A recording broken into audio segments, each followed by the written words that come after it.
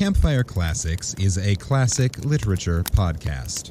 However, your hosts will occasionally use not-so-classy language and immature humor to describe very mature situations. As such, listener discretion is advised. Hi, I'm Ken Sandberg. And I'm Heather Michelle Lawler. Welcome to Campfire Classics, where we try to read those books that look really good on your shelf. I'm back.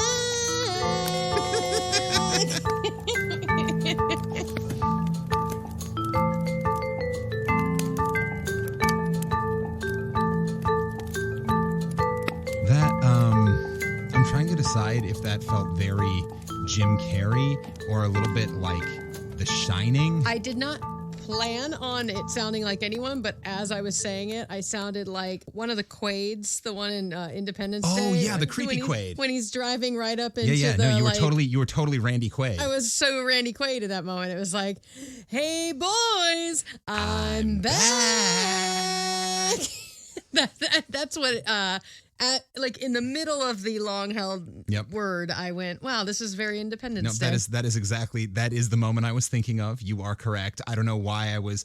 Jim Carrey has probably said stuff like that before. It was a little bit of. I was hearing a little bit of The Mask. Yes. And I was hearing a little bit of Here's Johnny. Oh yeah.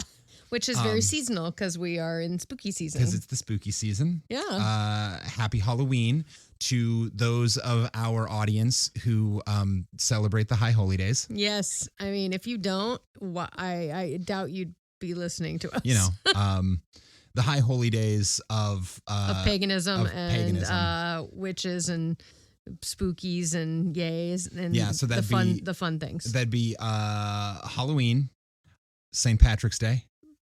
What? Cinco de Mayo. Patrick's Day is not a pagan holiday. Oh wait, no, I'm just listing the holidays of sororities and fraternities. Oh, sorry. That's what I always get those two confused. Halloween is like the slutty costumes. St. Patrick's Day is green slutty costumes. Cinco de Mayo is slutty things with a sombrero on it. Yeah, slutty racism. Slutty racism. Yeah. Yes. Oh, I saw... which is the worst kind of racism, really. It really is. I watched a TikTok the other day, and it's someone who's been going around to, like, Spirit Halloweens and stuff and taking any of the racist costumes and kicking them under, like, the shelving. So, like, they'll pick up, like, one of the... slutty Pocahontas? Yes, which is exactly the first one I saw, was, like, a Native American or Indigenous American. Or slutty Martin Luther King Jr., You know what's sad is that's probably one of their costumes. I'm not going to lie. Anything that culturally appropriates and inherently becomes racist because of said appropriation. So I appreciate that person. Like they never show their face. They just show the costume, drop it on the floor and kick it underneath like a shelving unit. So it just gets lost, you know, at Ricky's or something. Yeah. Ricky's doesn't exist anymore. That's such a New York cultural reference from the early 2000s.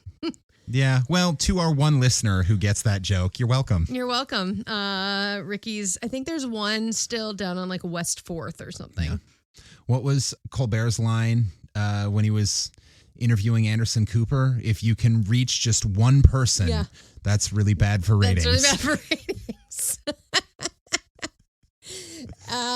So if we got one of you with that joke, we are kicking ass. All right. At sucking. Kicking ass at sucking. That's not It's like ideal. Sucks, yes. Sucks, yes. Sucks, yes. Yeah, so we've had a very, since I got off the ship, my contract ended a little bit early. So we did some exploring and we saw Beetlejuice the musical. Go see it now before it closes if you can. And then we also had the pleasure of seeing the previews for the musical Almost Famous. Go see it before it opens if you can. It's going to get really expensive. Yeah, it's so good. Young woman I was in grad school. She was an undergrad. Is making her Broadway debut in it, Emily. So she's amazing. She plays the Zooey Deschanel role. She gets to say the line, "One day you'll be cool," which is just a great line. So yeah, that was super fun. So we did your birthday in New York, which was great. I like that she says one day you'll be cool.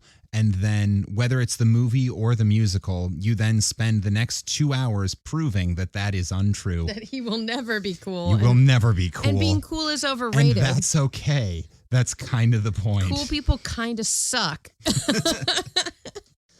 If I learned anything in high school, it was 9 words of French. But if I learned anything else, it was that cool people suck. You learned 9 words? I got like 4. Yeah. Well, I mean, I can count to 12. Oh, so well, there you go. In fairness, Okay. I learned more than 9 words. Okay. I also can count well past 12 if I really think hard So about you're it. a liar. So the other thing I learned in high school is how to lie. You learned that in high school? I learned that when I was like 4. No, I was a good kid. I didn't lie. I know you were. You were such a good kid. I was a good I never little boy. like. That's not true. I was gonna say I never like lied viciously. I'm like that's not true. I was a mischievous little kid. My parents listen to this. They will be nodding their head like, yeah. Yes, but lying mischievously and lying viciously are two very different things. I didn't do vicious. I wasn't. I didn't learn how to lie viciously until high school. Yeah, and now I do it for fun. Well, yeah. It's just the way of adulthood, really. Yeah. So we did. So go check out those shows if you can in New York, and then we went to Philadelphia and we went apartment hunting. And guess what, y'all? We have an apartment for the first time since December 2020. Yeah. When you are listening to this episode, if you are listening on the day it drops, when you are listening to this episode, there is a very good chance that we are on I-80 on our way to Philadelphia right now. Back to Philadelphia, yeah. Because we're loading up, the movers are coming to load our stuff up. Yeah. Hey, if we freed from the storage unit, yay. Yeah. If we have any listeners in Philadelphia, congratulations, guys. The Phillies are going to the World Series. Yep. Yeah, and then we came back to Iowa, and then now we're going back. So. But first, we got this little podcast diddly to record. Oh, are we doing a podcast right now? Yeah, we are. Oh. And hey, listeners, this is really exciting because for the first time, you and I get to welcome Heather to Clown Corner. Ew! Clown Corner is everybody's new favorite segment where I talk about clowns because there's no one here to stop me. Ew! Wait, I'm here to stop you now. I have been telling you, dear listener, for weeks that if you want me to stop talking about clowns, all you have to do is write in with something more interesting for us to talk about during this segment. But that hasn't happened yet. Ew! So I need to listen to the episodes I'm not on. Clown Corner. Clown Corner. Yeah. So this all started with the painting that was submitted of Mambo the Clown. Yes. And ever since then, I've been doing a brief segment about a new famous clown. Yes, every my week. mom sent in a picture, I believe, of a clown that haunted me. Yes. Yeah. So if you want this segment to stop, please email 5050artsproduction@gmail.com with something better for me to do. I'm going to create a Gmail account. But until then, this week's clown is named Weary Willie. No! Weary Willie, and actually... He looks like he just drank a lot of milk. He just looks like That is the most random, accurate description of anything I have ever heard. This man looks like he just drank a lot of milk. It's probably a little too warm out for him to have drank as much milk as he just did. Yeah. Oh, yeah. I mean, and he does not look very well kept. He looks a little dirty, and he's got a white circle around his mouth, so I can name about 3 things that he just ate. Wow. All right. We'll leave that to your imagination, listener. Weary Willie is a character created by circus performer Emmett Kelly. Kelly started out as a cartoonist, but discovered he was able to make more money working in the circus. He eventually became a trapeze artist and then started working on his character, Weary Willie, the clown. Ew, why would you stop doing trapeze to be a creepy clown? Way safer. Oh, much safer. Much safer. So he was coming up as a clown during the Depression, and that makes sense based on what he looks like. like. And he based his clown on the Depression era hobos, and he was a huge hit with audiences during the Great Depression in the United States because they could identify with his character, who wasn't very successful and was really sad about his various comedic failures. Other personal sadnesses that he worked into his act that audiences loved included his divorce. So he just went ahead and put all of his own personal traumas into this clown, and audiences loved him. Okay, so he was like a Bill Irwin type clown. Yeah. Like a realism clown as opposed to a honka honka. Yeah, Look in at fact, this balloon animal. Many clown historians, because that's a real job. I went to school for the wrong fucking thing. Clown I bet they still make more money than have documented him as being revolutionary. This was a huge change from the brightly colored, jubilant circus clowns that most audiences were used to. Now, of course, there were people like your Charlie Chaplin's already doing it, but he was doing that kind of clown in the circus, which was weird. Yeah, that's very interesting. He appeared in a number of circuses, most prominently the Ringling Brothers and Barnum and Bailey, which he joined in 1942 and remained with until he retired in 1956. All right. He appeared in the 1952 Oscar winner for Best Picture, The Greatest Show on Earth. In 1967, he starred in the musical The Clown and the Kids, which was filmed and produced in Bulgaria. The Clown and the Kids? Was that the prequel to It? Yes. Okay. He and his son, Emmett Kelly Jr., were briefly estranged because Jr. created his own Weary Willie character. So he basically copied his dad's clown. Okay. Now, this was 4 years after Emmett Kelly Sr. had retired, but he still sort of felt like his son was guilty of trademark infringement, so they became estranged. Whoa. I think that was like the nicest thing a kid could do. To be like, I love what you did so much that I want to do it. Yeah. Anyway, they did eventually reconcile. Okay. They did eventually reconcile. He's like, Dad, I just really like what you do, and I love milk. By the time Emmett Kelly died in Sarasota, Florida at age 80 in 1979, he was the most famous circus clown in the world. All right. Wow. Okay. He sounds like a cool dude. Right? He doesn't seem like a scary one other than his milk face. Which is... like, his picture is a little unsettling, and but now that I know why he looks like that, it makes sense. And listeners, as I've been doing the last few weeks, his picture will be up in the next couple of days on all of our social media. But if you decide you want to see it before then, his name was Emmett Kelly. Just look him up. Emmett Kelly, Clown Corner. You cannot be trusted without me. No, I really can't. This is what you get for leaving for so long. You left me to my own devices for far too long. I got bored. I blame you and your brother. Oh, yeah, he definitely encouraged me. Oh, of course he did. He didn't give a shit. Craig, I know where you live. Actually, I don't, because you're moving soon too. But really, listener, the only person to be blamed is you. You could have stopped this. You could have stopped this weeks ago, but you didn't. I think they like it. That's my thinking, which is why it's never going to end. Okay, rude. I'm gonna make a plea. Email whether if you want to stop. Email and say you want to stop. If you like it, also email and say I like Clown Corner and keep it around. Yeah. So. Also know that if Heather just starts coming up with haunted objects, it can take the place of Clown Corner. Well, so that's also maybe on we her. can alternate on spooky haunted objects and clowns. Spooky haunted objects, spooky haunted clowns. Spooky. But ghost hunting and weird ass clown shit is not what we do on this podcast. Oh, that's right. That's the other podcast I listen to. No, we are a comedy literature podcast where we cold read short stories from the public domain and try not to fuck it up. Try being the key word there. Yeah, we make fun of antiquated penis jokes and occasionally point out antiquated racism because that's less funny. But it's my turn this week, right?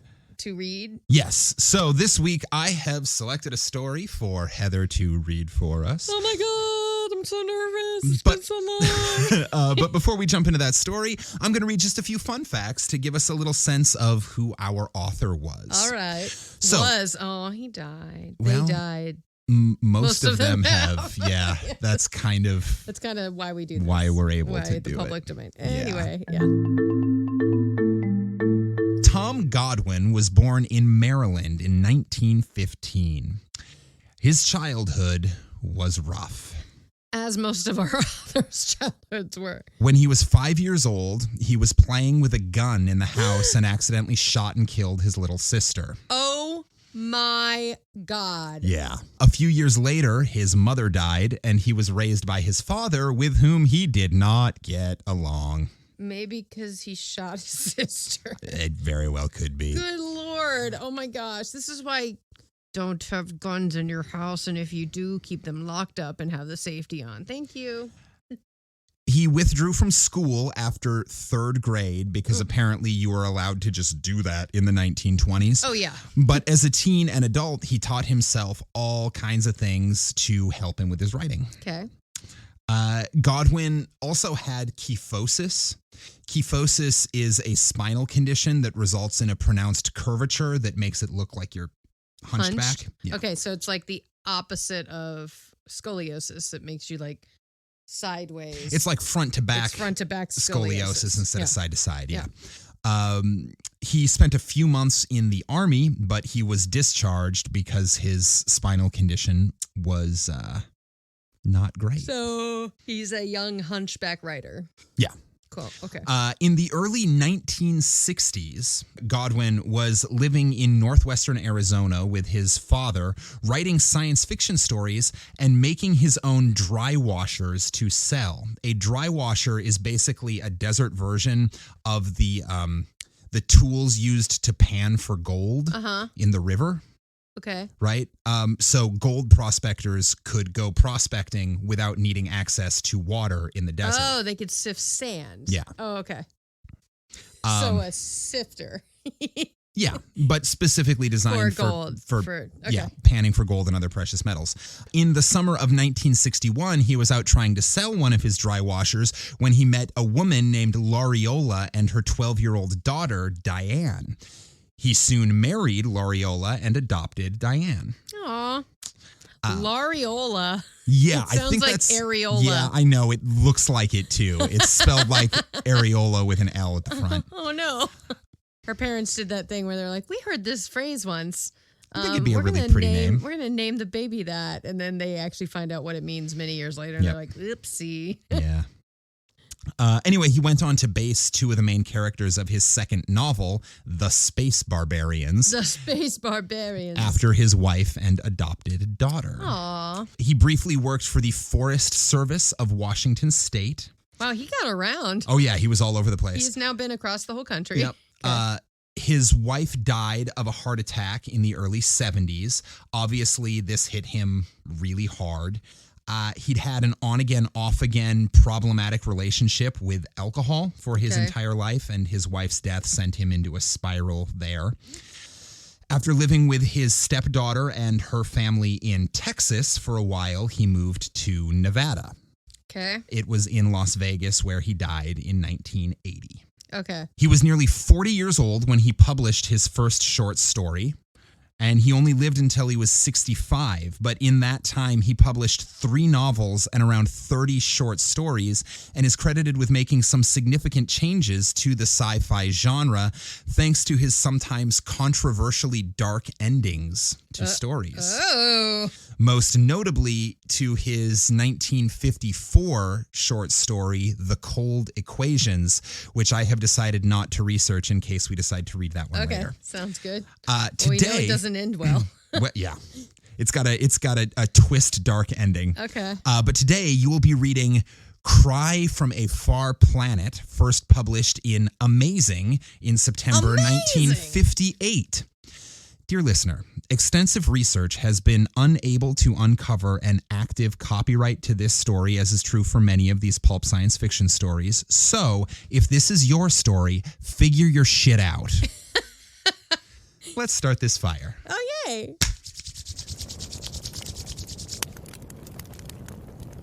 Cry from a Far Planet by Tom Godwin. A smile of friendship is a baring of the teeth. So is a snarl of menace. Oh, damn. It can be fatal to mistake the latter for the former. Harm an alien being only under circumstances of self-defense. Trust no alien being under any circumstances. That is a not part of the story. It then says from Exploration Ship's Handbook. So it's one of those little it's a prequel prequel. messages. It's a prequel, but I didn't want to say that up front. But that's wow. Also, that's a intense first line. Yeah. All right. So now we're either going to get a smile or a snarl. I guess we're going to find out. Ooh. Bow, bow. Or someone's going to mistake one for the other. Most likely. Yeah. He listened in the silence of the exploration ship's control room. He heard nothing, but that was what bothered him. An ominous quiet when there should have been a multitude of sounds from the nearby village for the view screen's audio pickups to transmit.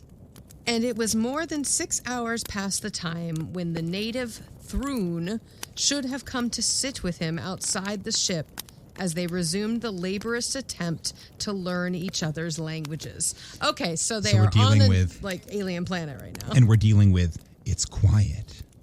Too quiet. Yeah. The view screen was black in the light of the control room, even though it was high noon outside.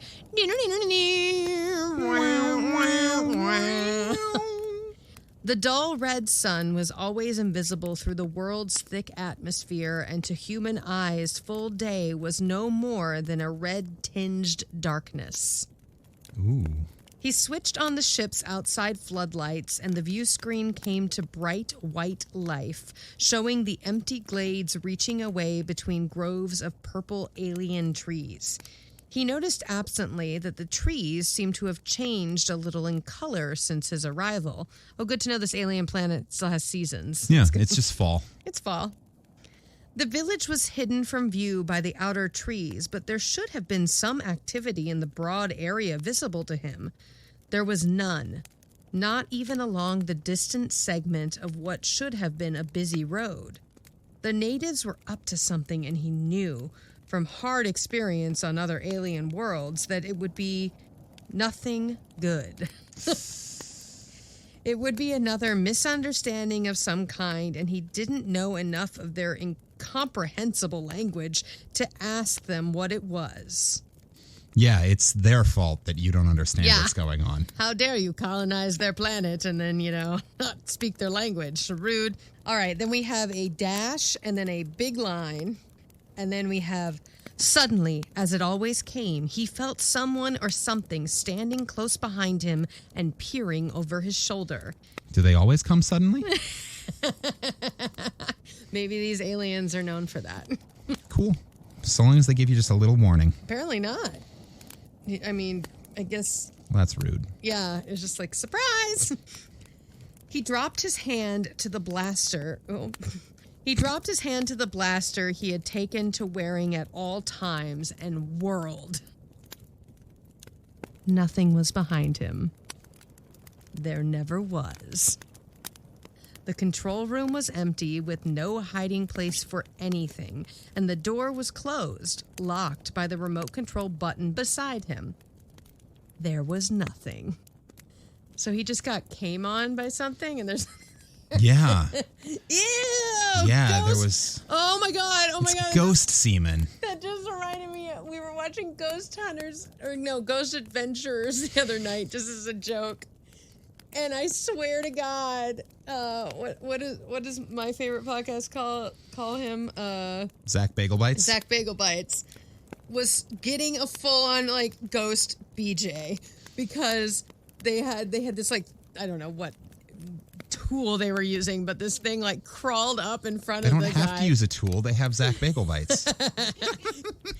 I swear to God, I look over, I was cooking dinner and I looked over, I'm like, is he getting a blowjob from a ghost right now because the thing was like prostrated in front of him. Oh yeah, it definitely. And the guy was going, huh? I was like, it definitely looked happening? like he was getting a blowjob from a stick figure. Yes. Yes. I was like, what's going on? So I guess that's what happened to this guy. So cool. The sensation of being watched faded as though the watcher had withdrawn to a greater distance. It was perhaps the 100th time within 6 days that he had felt this sensation. Ew, that's not comfortable at all. No. So there's definitely a ghost. Not for nothing, but like I wouldn't be able to keep going 100 times in 6 days. That's really high turnover rate. That is high turnover rate. Well, it didn't say could have been different. Could have been different ghosts each time. Different ghosts each time. Yeah. We don't know if it's the same one. Yeah. Maybe this is like a ghost brothel. They show up, they do their thing, and then they leave. And he doesn't ever see them because they get out of there so quick. And then he's like, oh, man, I've just left her with this ghost cum. I don't know. Why am I sticky? And when he slept at night, something came to nuzzle at his mind. Faceless, formless, utterly alien. For the past 3 nights, he had not let the blaster get beyond quick reach of his hand, even when in bed. Oh, he's sleeping with a gun. This is going to turn out really well, especially given the author's history. Yep. But whatever it was, it could not be on the ship. He had searched the ship twice. A methodical compartment-by-compartment search that had found nothing. It had to be the work of the natives from outside the ship, except... Why, if the natives were telepathic, did the one called Thrun go through the weary pretense of trying to learn a mutually understandable form of communication? Wait. Yeah, okay. Yeah. Why, if they're telepathic, would this guy bother trying to learn how to talk to us? He can just send us his thoughts. Send us the thoughts. Yeah. So that doesn't make sense. So he's like, that can't be it. There was one other explanation which he could not accept. That he was following in the footsteps of Will Garrett of Ship 9, who had deliberately gone into a white sun 2 months after the death of his twin brother. What? Going crazy. Is that what a white sun means? No, I think the white sun is literal, but I think what he's saying is... He drove his ship into the sun. Because he went mind. nuts and he drove his ship into the white sun, and his concern is that he's doing the same thing. Yeah. Okay. He looked at the chair beside his own, Johnny's chair, which would forever be empty, and his thoughts went back to the old bitter past. The exploration board had been wrong when they thought the close bond between identical twins would make them the ideal 2-man crew for the lonely lifetime journeys of the exploration ships. Aww. Oh, no. That's really sad. So we're dealing with lost siblings. Yeah, and a gun. Identical twins were too close. When one of them died, the other died in part with them. Whew, oh, yeah. They had crossed 1,000 light years of space together, he and Johnny, when they came to the bleak planet that he would name Johnny's World. It's like Bobby's World, but...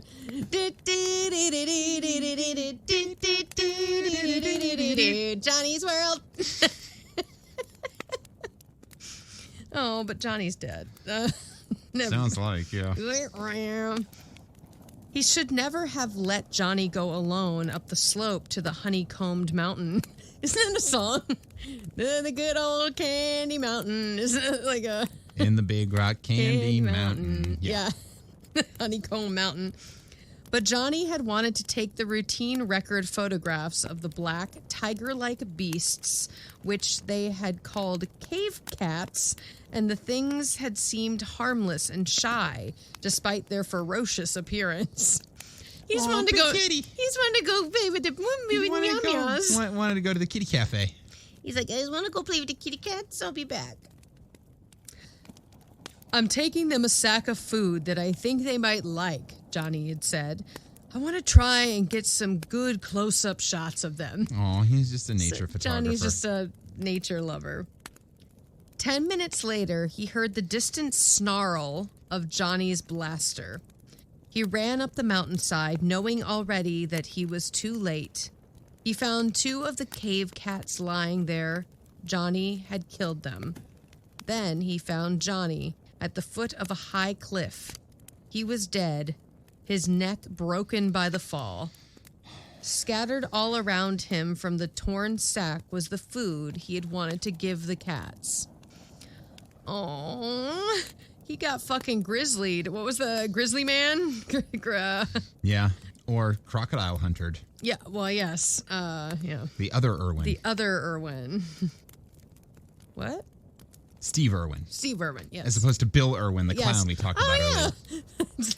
This is the Irwin episode. He buried Johnny the next day while a cold wind moaned under a lead-gray sky. He built a monument for him, a little mound of frosty stones that only the wild animals would ever see. A chime rang, high and clear, and the memories were shattered. The orange light above the hyperspace communicator was flashing, the signal that meant the exploration board was calling him from Earth. He flipped the switch and said, "Paul Jameson, Exploration Ship 1. The familiar voice of Brender spoke. "It's been some time since your preliminary report. Is everything all right?" "In a way," he answered. "I was going to give you the detailed report tomorrow." "Give me a brief sketch of it now." I like this voice. Yeah. Brender seems Brender's a big nerd. Annoying nerd. abrasive. Yeah. Except for their short brown fur, the natives are humanoid in appearance, but there are basic differences. Their body temperature is cool, like their climate. Their vision range is from just within the visible red on into the infrared. They'll shade their eyes from the light of anything as hot as boiling in water, but they'll look square into the ship's floodlights and never see them. Huh. "And their knowledge of science?" Brender asked. "They have a good understanding of it, but along lines entirely different from what our own were at their stage of development. For example, they power their machines with chemicals, but there is no steam, heat, or exhaust." "That's what we want to find, worlds where branches of research unknown to our science are being explored. How about their language?" "No progress with it yet." He told Brender of the silence in the village and added, "Even if Thrun should show up, I could not ask him what was wrong. I've learned a few words, but they have so many different definitions that I can't use them." "I know," Brender said. "Variable and unrelated definitions, undetectable shades of inflection, and sometimes a language that has no discernibly separate words. The Singer brothers of Ship 8 ran into the latter. We've given them up as lost." Oh, damn. So they're just losing explorers left and right by the sounds of it. Yeah, this is not good. "The Singer's dead," he exclaimed. "Good God. It's been only a month since the Ramon brothers were killed." Jesus. My God, why do they keep sending twin brothers up into these things? Maybe there are too many twins on Earth, and they were worried that twins would take over. They'd form a coalition of twin siblings, and their power, their twin power would take everyone down. Yeah, or they were worried there'd be like a Man in the Iron Mask situation, and you'd never be able to know if the person you were talking to was actually the president or just someone who looked exactly like him. Yeah, what I always said I would have done if I'd been an identical twin. Fuck with people. Yeah exactly. "The circumstances were similar," Brender said.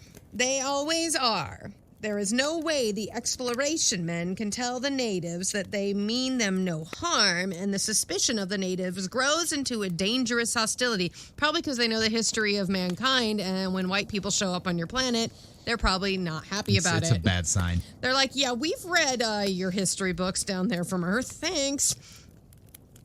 The Singers reported the natives on the world to be both suspicious and possessing powerful weapons. The singers were proceeding warily, their own weapons always at hand, but somehow the natives caught them off guard. Their last report was 4 months ago. There was a silence. Then Brender added, their ship was the 9th, and we had only 15. He did not reply to the implications of Brender's statement. It was obvious to them all what the end of the plan would be. What it had to be. I don't like when things are called the plan. Yeah. Capital P. It's capital P. That sounds insidious. That sounds like not a good thing. The plan? The plan, yeah. Sounds a little too close to the solution. Yeah. Yeah.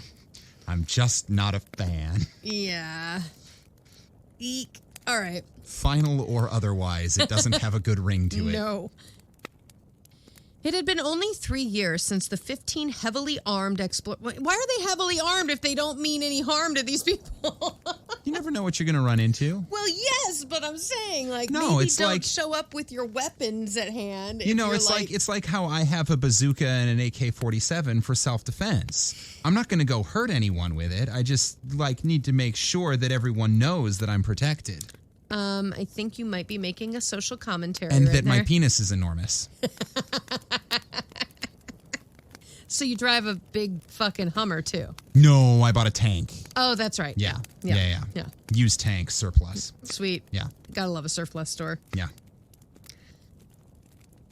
You can get anything on Craigslist. Facebook Marketplace. So they've got heavily armed exploration ships. Okay. It had only been 3 years since the 15 heavily armed exploration ships set out to lead the way for Terran expansion across the galaxy, to answer a cry from far planets, and to find all the worlds that held intelligent life. This is a great way to spend money. Yeah, very good way to spend money. I would be all for intergalactic exploration. Yeah. I'm sure we can find some people who are smarter than us out there. Well, I'm also sure there's some people on Earth with way more money than they need, so, yeah. That was the ultimate goal of the plan. To accumulate and correlate all the diverse knowledge of all the intelligent life forms in the galaxy. Among the achievements resulting from that tremendous mass of data would be a ship's drive faster even than hyperspace. The third level drive, which would bring all the galaxies of the universe within reach.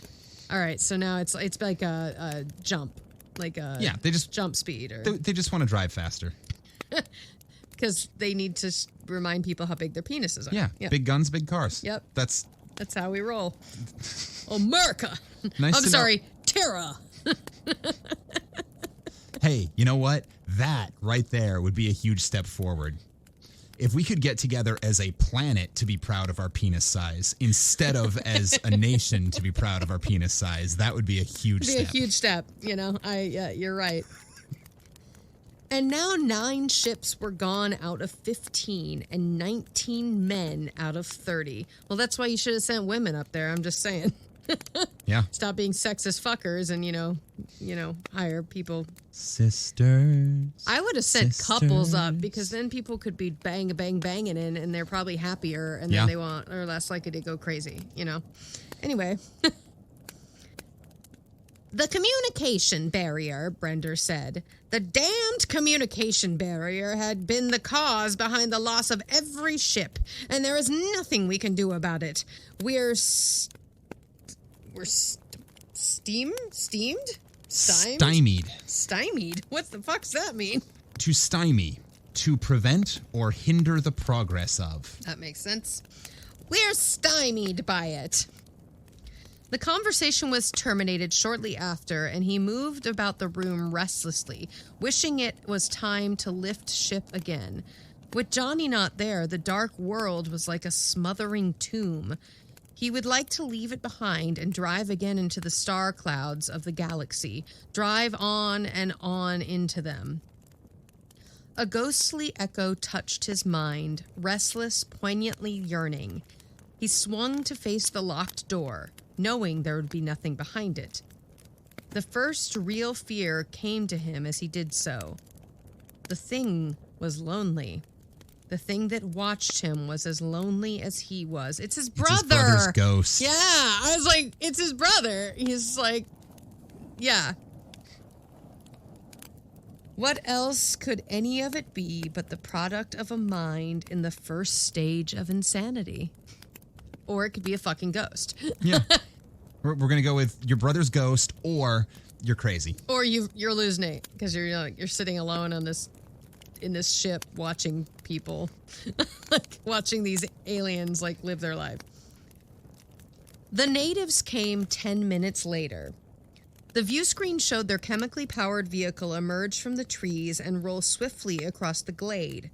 4 natives were in it, while a 5th one lay on the floor, apparently badly injured. Uh-oh. That's never a good sign. Not good. The vehicle stopped at a short distance in front of the airlock, and he recognized the native on the floor. It was Thrun, the one of whom he had been exchanging language lessons. They were waiting for him when he emerged from the ship, pistol-like weapons in their belts and grim accusation in their manner. Thrun was muttering unintelligibly, unconscious. His skin, where not covered by brown fur, was abnormal in appearance. He was dying. So these are Ewoks. little brown furry. Brown. Somewhere between Ewoks and Wookiees. Yeah. Oh, yeah. Like it's not as tall as a Wookiee. Yeah. But not as tiny as an Ewok. Yeah. So it's like, the happy medium. Have I said on the podcast before? So initially, the Ewoks were all supposed to be Wookiees. But George Lucas decided that he liked the Wookiees enough that he wanted a major character who was a Wookiee. Okay. So the he Ewoks had to be... turned Chewbacca from a more human character into a Wookiee. A Wookiee. And then he chopped the Wookiees in half, flipped the word around, and from Wookiee we got Ewok. Oh shit! I never knew that. That is amazing. Yep. All right. All right, so this guy's dying. Speaking of Ewok Wookiees, the leader of the 4 indicated Thrun and said in a quick, brittle voice, "Ko Rigar Fin no Dan." Great. And that's what the aliens talk like now. At least it's not French. Oh, good. It's easier. When it's a made up science fiction language. It's easier for you to accurately pronounce words that don't exist. Than French. Absolutely. I think any loyal listener of this podcast will agree with that. Only one word was familiar. Ko, which meant you and yesterday and a great many other things. The question was utterly meaningless to him. He dropped his hand a little nearer his blaster as the leader spoke again, a quick succession of unknown words that ended with a harsh, demanding "Cuisson!" That sounded French. "Cuisson!" meant now or very quickly. Oh, I got it sounded like I said now or very quickly. That's funny. Schnell. Move it! All the other words were unfamiliar to him. They waited, the grim menace about them increasing when he did not answer. He tried in vain to find some other way of explaining to them that he was not responsible for Thrun's sickness and could not cure it. Then he saw the spray of leaves that had caught on the corner of the vehicle when it came through the farther trees. They were a deep purple color. All the trees around the ship were almost gray by contrast, which meant he was responsible for Thrun's condition. It's like he bring in white man disease to the natives. I mean, some sort of radiation or smallpox and shit and fuck. The cold white light of the ship's floodlights, under which he and Thrun had sat for day after day, contained radiations that went through the violet and far into the ultraviolet. To the animal and vegetable life of the dark world, such radiations were visibly short and deadly. Thrun was dying of hard radiation sickness. That's fucked up. This is a not subtle indictment of the history colonization. of colonialism. Yeah. It was something he should have foreseen and avoided, and that would not have happened had he accepted old Thrune's pantomimed invitation in the beginning to go with him into the village to work at the language study. There, he would have used a harmless battery lamp for illumination. But there was no certainty that the natives were not planning to lay a trap for him in the village, and he had refused to go. It did not matter. There was a complex radiation neutralizer and cell reconstructor in the ship, which would return Thrune to full normal health a few hours after he was placed in its chamber. He turned to the leader of the 4 natives and motioned from Thrune to the airlock. "Go. There," he said in the native language. "Braun," the leader answered. The word meant no, and there was a determination in the way he said it that showed he would not move from it. At the end of 5 minutes, his attempts to persuade them to take Thrune into the ship had increased their suspicion of his motives to the point of critical danger. If only he could tell them why he wanted Thrune taken into the ship. But he could not, and would have to take Thrune by first disposing of the 4 without injuring them. This he could do by procuring one of the paralyzing needle guns from the ship. Oh no, he's gonna fucking He's gonna try to trank them. He's gonna tranquilize gun these fuckers. He took a step toward the ship and spoke the words that, to the best of his knowledge, meant, "I come back." Feshwin Ikala. Their reply was to snatch at their weapons in desperate haste, even as the leader uttered a hoarse word of command. He brought up the blaster with a quick motion that long training had perfected, and their weapons were only half drawn when his warning came. "Braun!" That means no. Look, Good job. I learned the language. Yeah, you're learning faster than they did. Yeah, I'm learning faster than they did, and also easier than French. They froze, but did not release their weapons. He walked backward to the airlock, his blaster covering them, the tensely waiting manner in which they watched his progress telling him that the slightest relaxation of his vigilance would mean his death. He did not let the muzzle of the blaster waver until he was inside the airlock and the outer door had slid shut. He was sure that the natives would be gone when he returned, and he was sure of another thing, that whatever he had said to them, it was not what he had thought he was saying. He thought he was saying, I'll come back. He said, "I'll come in your mouth."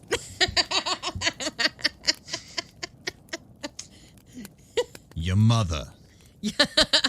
I fucked your mother. What? It was, your mama's so hairy.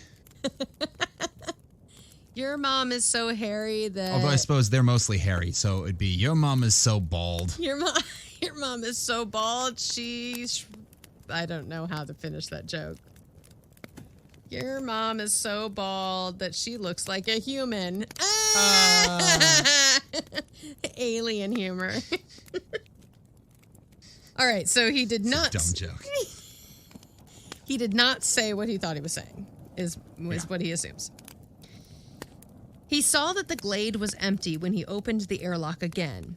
At the same time, a bomb-like missile struck the ship just above the airlock and exploded with a savage crash. That's not good. That's not good. No, I'm going to go with that's not an overture for peace. Nope.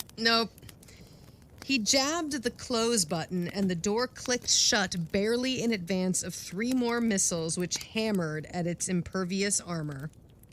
So that, he thought wearily, is that. Hey, it's like our weary ghost. Yep. Or our weary ghost. Our weary clown. All right. So that is now headcanon. What's his name? Paul Jameson is Weary Willie. Oh, okay. I'm into it.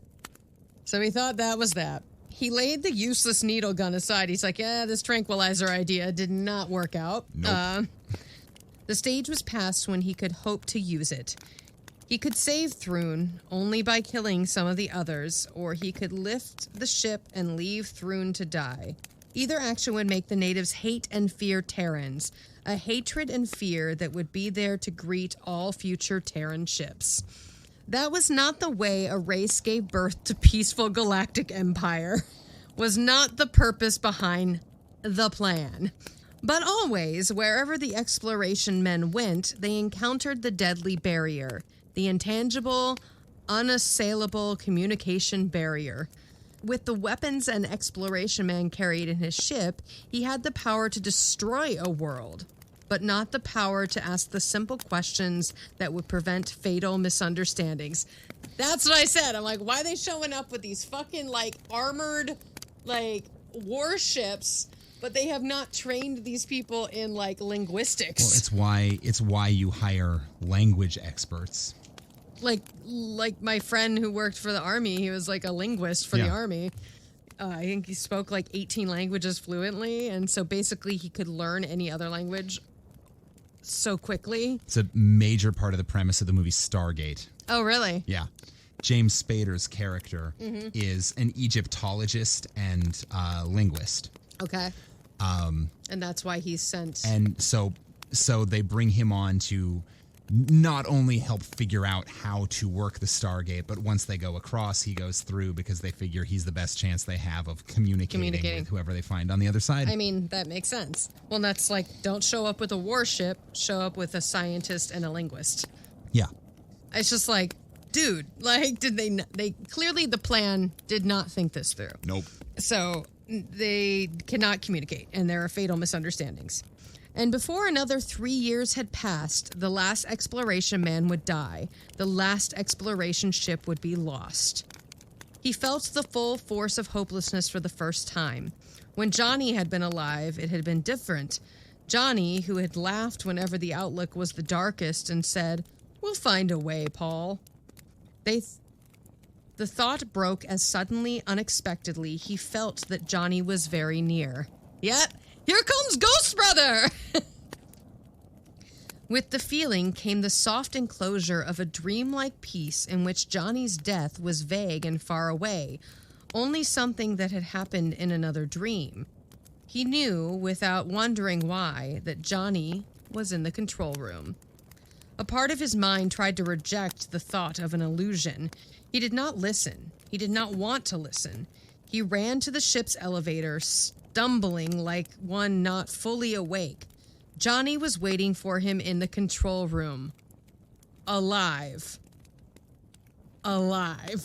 Wait, what? So that's not, he saw him there. That was, as he's going to the control room, he's sure he's going to get there and find Johnny alive. He thinks he's going to find him alive. Yeah. Okay. He spoke as he stepped into the control room. Johnny? Something moved at the control board, black and alien, standing tall as a man on short hind legs. Yellow eyes blazed in a feline face. It was a cave cat like the ones that had killed Johnny. How'd the kitty cat get in there? Realization was a wrenching shock and a terrible disillusionment. Johnny was not waiting for him, not alive. He brought up the blaster, the dreamlike state gone. The paw of the cave cat flashed out and struck the ship's master light switch with a movement faster than his own. The room was instantly, totally dark. Oh, that's not good. You don't want to be in a pitch dark room with a fucking like cougar. Nope. Well, I guess depends on what kind of cougar. Depends on the cougar. He fired, and pale blue fire lanced across the room to reveal that the cave cat was gone. He fired again, quickly and immediately in front of him. The pale beam revealed only the ripped metal floor. I am not where you think. The word spoke clearly in his mind, but there was no directional source. He held his breath. Sometimes you just need to. Sometimes you just gotta hold your boob. Like, it's gonna be okay. He held his breath, listening for the whisper of padded feet as the cave cat flashed in for the kill, and made a swift analysis of the situation. The cave cat was telepathic and highly intelligent. I mean, that is my first assumption. You know, that the mountain lion is definitely telepathic. Well, the mountain lion that just communicated to you in your brain and said, I am not where you think. Yeah. I'm going to go with, that's a telepathic kitty cat. Yeah. I wish my kitty cat could like zoom messages into me. It'd basically be like, stop picking me up. Feed me, bitch. Cuddle me now. Now leave me alone. Feed me. Fuck off. Yep. That's it. Rub my belly. No, not my belly. My belly. No, not my belly. Fuck off. Scratch.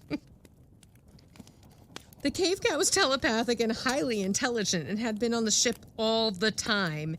It and the others had wanted the ship and had killed Johnny to reduce opposition to the minimum. He himself had been permitted to live until the cave cat learned from his mind how to operate the almost automatic controls. Now he had served his purpose. You are wrong. Again, there was no way he could determine the direction from which the thought came. He listened again and wondered why it had not waylaid him at the door. Its thought came. I had to let you see me or you would not have believed I existed.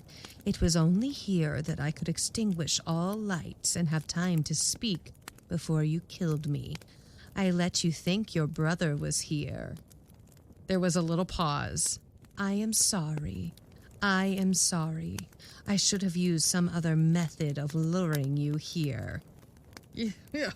He swung the blaster toward what seemed to be a faint sound near the astrogator. The astrogator? It's a gator with Space gator. Space gator. I'm imagining a gator with like fire blasters attached to it. It's like astrogator. Astrogator is the pilot of a spaceship. Oh. So probably the autopilot. The autopilot. He swung the blaster toward what seemed to be a faint sound near the astrogator unit across the room. We did not intend to kill your brother. He did not believe it and did not reply. When we made first telepathic contact with him, he jerked up his blaster and fired. In his mind was the conviction that we had pretended to be harmless animals so that we could catch him off guard and kill him. One of us leaped at him as he fired the second time to knock the blaster from his hand. We needed only a few minutes in which to explain, but he would not trust us that long. There was a misjudgment of distance, and he was knocked off the cliff. Again, he did not reply. We did not intend to kill your brother, the thought came. But you do not believe me. Ugh. This just took a weird turn. It's unsettling, but at least this one can talk to you. Yeah, it's true. At least this one speaks your language, I guess. He spoke for the last time. No, I don't believe you. You are physically like cats, and cats don't misjudge distances. That is not true. They misjudge distances all the time. They just always land on their feet. There are some hilarious videos on YouTube that prove. Oh, yeah. Now you want something from me before you try to kill me too. What is it? I will have to tell you of my race for you to understand. We call ourselves the Varn. In so far as it can be translated into spoken word, we are a very old race. In the beginning, we did not live in caves, but there came a long period of time, for thousands of years, when the climate on our world was so violent that we were forced to live in caves. It was completely dark there, but our sense of smell became very acute, together with sufficient sensitivity to temperature changes that we could detect objects in our immediate vicinity. There were subterranean plants in the caves, and food was no problem. We had always been slightly telepathic, and it was during our long stay in the caves that our intelligence and telepathic powers became fully developed. We had only our minds. Physical science is not created in dark caves with clumsy paws. Our paws were only good for knocking glasses of water off countertops. and apparently pushing people off cliffs. Well, and pushing people off cliffs, people are mostly water, and a cliff is just nature's countertop. There you go. That's true. That's true.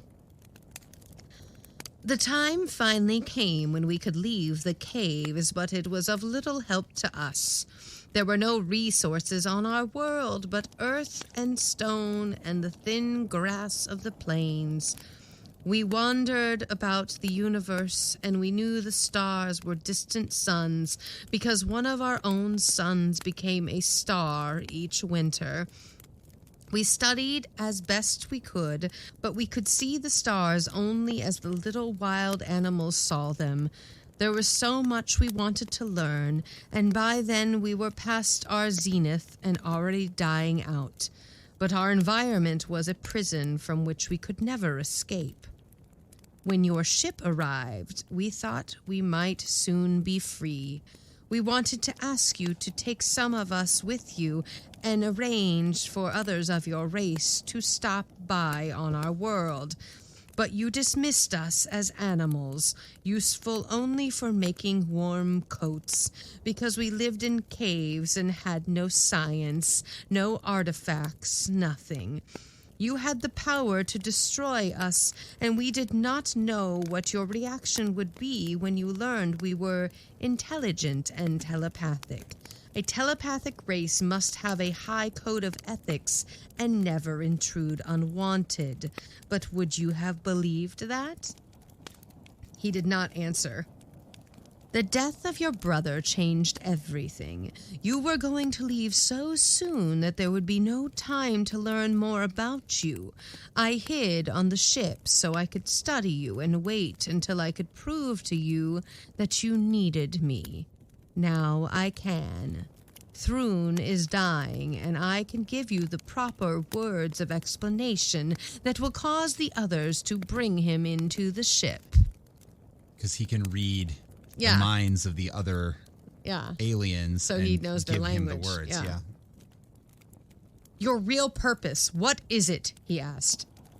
To show you that men need the Varn. You want to explore the because we are kitty cat linguists. Yeah.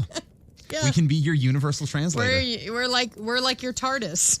And your kitty cats. And you get to meow meow. You want to explore the galaxy and learn. So do the Varn. You have the ships, and we have the telepathic ability that will end the communication problem. Your race and mine can succeed only if we go together. He searched for the true and hidden purpose behind the Varn proposal and saw what it would have to be. The long-range goal. You failed to mention that. Your ultimate aim. I know what you are thinking. How can I prove you wrong now? There was no way for Varn to prove him wrong, nor for him to prove the treachery behind the Varn proposal. The proof would come only with time, when the Terran-Varn cooperation had transformed Terrans into a slave race. The Varn spoke again. You refuse to believe I am sincere? I would be a naive fool to believe you. It will be too late to save Thrun unless we act very quickly. I have told you why I am here. There is nothing more I can do to convince you, but be the first to show trust. When I switch on the lights, it will be within your power to kill me. The Varn was gambling its life in a game in which he would be gambling the plan and his race. It was a game he would end at the first sound of movement from an astrogator unit across the room. I have been here beside you the whole time. A furry paw brushed his face, claws flicked gently but grimly reminding across his throat. Ugh. He whirled and fired. He was too late. The Varn had already leaped silently away, and the beam found only the bare floor.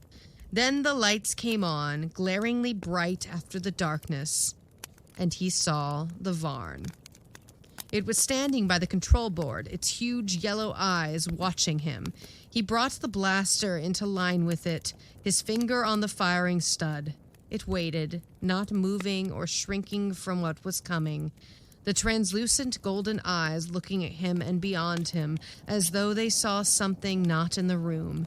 He wondered if it was in contact with its own kind on Johnny's world. He wondered if he was in contact with its own kind on Johnny's world and was telling them it had made the gamble for high stakes and had lost. It was not afraid, not asking for mercy. The killing of it was suddenly an act without savor. It was something he would do in the immediate future, but first, he would let it live long enough to save Thrune. He motioned with the blaster and said, "Lead the way to the airlock. And afterward, you will kill me?" "Lead the way," he repeated harshly. It said no more, but went obediently past him and trotted down the corridor like a great black dog. "It's a puppy kitty!" He stood in the open airlock, the Varn against the farther wall where he had ordered it to stand. Thrune was in the radiation chamber and he had... Wait. Oh, so... There's been a time jump. There's a big time jump. Okay. So they communicated. Good job. Thrune is now being fixed. Okay, great. Sweet. Thrune was in the radiation chamber, and he had held his first intelligible conversation with the natives that day. The Varn was facing into the red-black gloom outside the lighted airlock, where the departing natives could be heard crossing the glade. Their thoughts no longer hold fear and suspicion, it said. The misunderstanding is ended. Yay. Yay, Varn! They should probably not kill these people. Good, they good seem like negotiators. they know what's up. He raised the muzzle of the blaster in his hand. The black head lifted and the golden eyes looked up at him. "I made you no promise," he said. "I could demand none. I can't stop to take you back to your own world, and I can't leave you alive on this one. With what you've learned from my mind, you would have the natives build the Varn a disintegrator-equipped space fleet equal to our own ships. We only want to go with you." He told it what he wanted it to know before he killed it, wondering why he should care. "I would like to believe you are sincere, and you know why I don't dare to. Trusting a telepathic race would be too dangerous. The Varn would know everything we knew, and only the Varn would be able to communicate with each new alien race. We would have to believe what the Varn told us. We would have to trust the Varn to see for us and speak for us and not deceive us when we went across the galaxy. And then, in the end, Terrans would no longer be needed except as a subject race. They would be enslaved.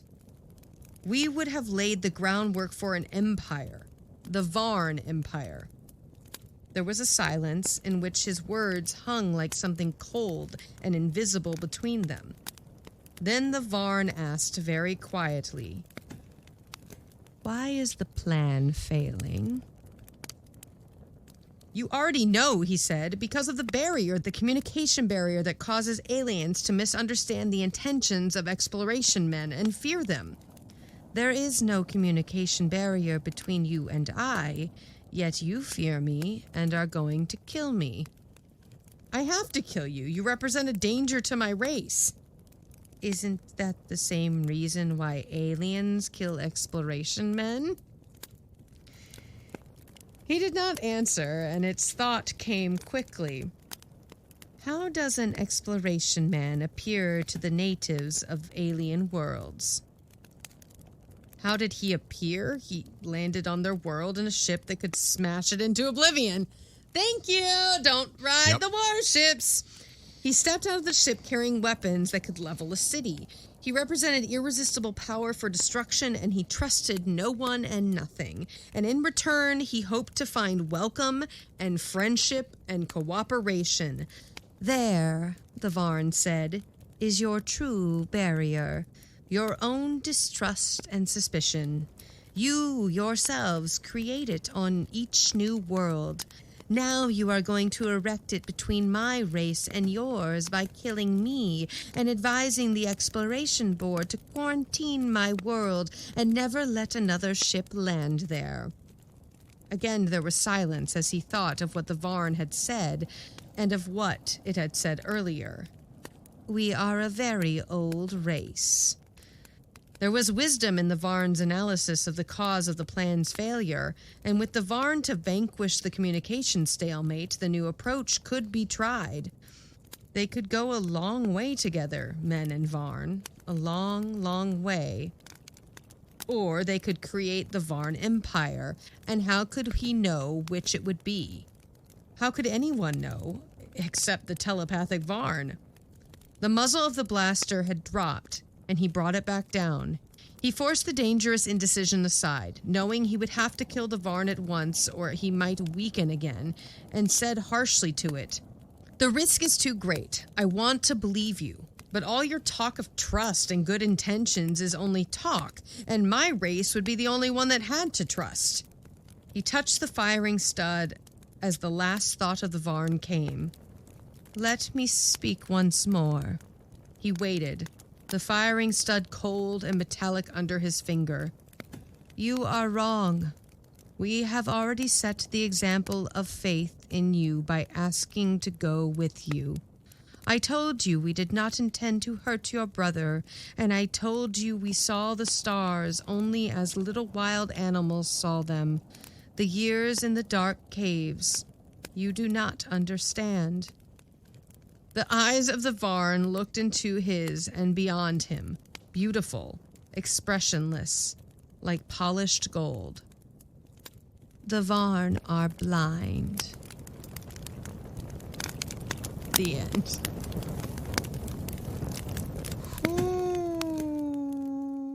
What happened?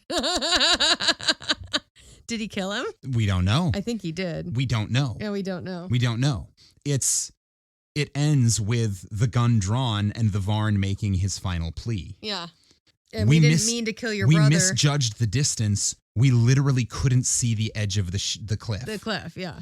And then we end with the gun raised, the Varn making his plea, blackout. We don't know what comes next. I don't like that at all. We have to hope for the best from humanity. I'm going to guess humanity fucked it up because we're really, really good at that. Well, that was an interesting one. That was different than, and yeah, very, very dark. It has a very there was a brood to it, yes. Especially as it went on. Yeah. Well, I'm happy Thrun's going to make it. Yeah. Yeah, he came out okay. The natives are pleased. The natives had a communicate. See, that's why you don't kill the kitty cat meow meows. Yeah. Don't kill the telepathic blind kitty cat meow meows. No. Or any kitty cat meow meow. And shit, if they can bring the universe together, who cares if you're a lower race after that? Yeah. Fuck it.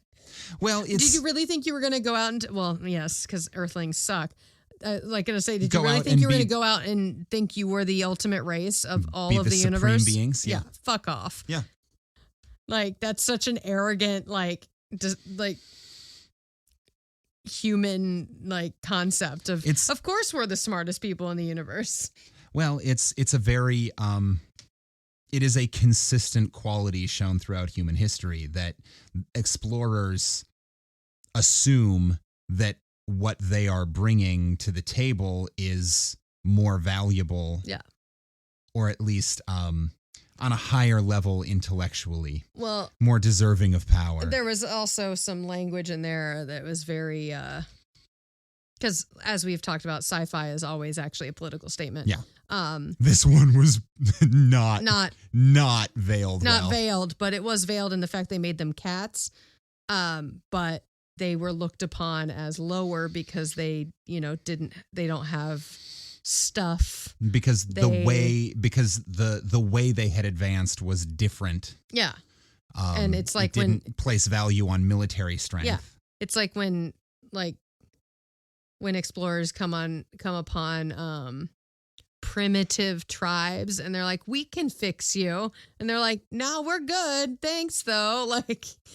Like, why is their way of life less than yours? Yeah. Because explorers always think that their way of life is better and they can fix it. So, yeah. So when you run across a race that doesn't want to be fixed and like doesn't need to be fixed, Then they become a threat. Yeah. And that's where we are in the world. Hello. So what did you think, listener? Did you enjoy that story? What do you feel threatened by? Furry natives? Big black cats? Clowns? I knew it was coming. It's like, clowns. And who's your favorite Irwin? Bill or Steve? Oh, yeah. That's what I really want to know. Yeah. Who's your favorite Irwin? Bill or Steve? I love it. Write in and let us know your thoughts on all of these things. And let us know if you are more interested in haunted objects or in Clown Corner, or if what you really want is to swap back and forth week to week. When you shoot in those messages to 5050artsproduction@gmail.com or any of our social media, we're really easy to find. Just look for Campfire Classics Podcast. Answer those questions and include this week's secret passcode so that we know you actually listened. And this week's secret passcode is Ghost Semen. Did we ever actually say ghost semen? I did like 4 times. Ghost cum. Ghost cum. Fine. It's ghost cum. Because he came behind him. Uh-huh. Ghost semen. Ghost you know cum. what? Whatever. Send us ghost something. Jizzalack. All right. This week's secret passcode is Ghost Jizzalack. I want to know how you spell it too. So Get in Ghost touch with the barn and they'll explain to you how to spell it. God, no wonder we have language barriers. Yeah, I have my own language barrier every day with myself. So. Well, that's all the business. Anything before we say goodbye? No, I'm good. All right. I think that's it. All right. Well, then, until next week, this has been Campfire Classics, where we try to read those books that look really good on your shelf. I'm in your head. Yes, I am. Feed me.